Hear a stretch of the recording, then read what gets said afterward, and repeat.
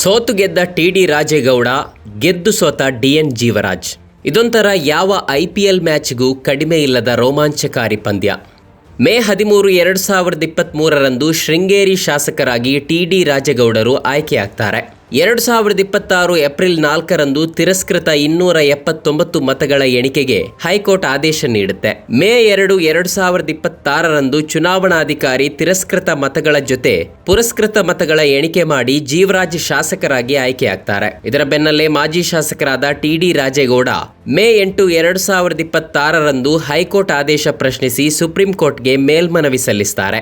ಮೇ 11, 2026ರಂದು ಶೃಂಗೇರಿ ಶಾಸಕರನ್ನಾಗಿ ಕಾಂಗ್ರೆಸ್ನ ಟಿ.ಡಿ. ರಾಜೇಗೌಡ ಅವರನ್ನ ಸೋಮವಾರ ಮರುಸ್ಥಾಪಿಸಿದ ಸುಪ್ರೀಂ ಕೋರ್ಟ್. ಟಿ.ಡಿ. ರಾಜೇಗೌಡರು ಶಾಸಕರಾಗಿ ಮರುನೇಮಕ ಆಗ್ತಾರೆ. ಶಾಸಕರಾದ 6 ದಿನಗಳಲ್ಲಿ ಡಿ.ಎನ್. ಜೀವರಾಜ್ ಮಾಜಿ ಶಾಸಕರಾಗ್ತಾರೆ. ಏಪ್ರಿಲ್ 6, 2026ರಿಂದ ಮೇ 11, 2026ರ ನಡುವಿನ ಕೇವಲ 1 ತಿಂಗಳು 5 ದಿನ ಅಂದ್ರೆ ಕೇವಲ 36 ದಿನಗಳಲ್ಲಿ ಶೃಂಗೇರಿ ವಿಧಾನಸಭಾ ಕ್ಷೇತ್ರದ ಚುನಾವಣಾ ಫಲಿತಾಂಶದಲ್ಲಿ ಇಷ್ಟೆಲ್ಲ ಪಲ್ಲಟವಾಯಿತು.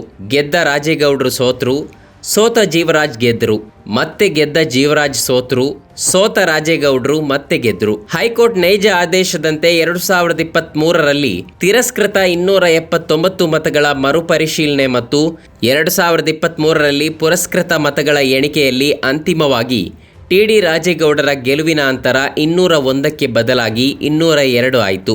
ಈಗ ಸುಪ್ರೀಂ ಕೋರ್ಟ್ ಹೈಕೋರ್ಟ್ನ ತೀರ್ಪಿಗೆ ತಡೆ ನೀಡಿರೋದ್ರಿಂದ ರಾಜೇಗೌಡರ ಗೆಲುವಿನ ಅಂತರ ಮೇ 13, 2023ರ ಚುನಾವಣಾ ಫಲಿತಾಂಶದ ಪ್ರಕಾರ 201.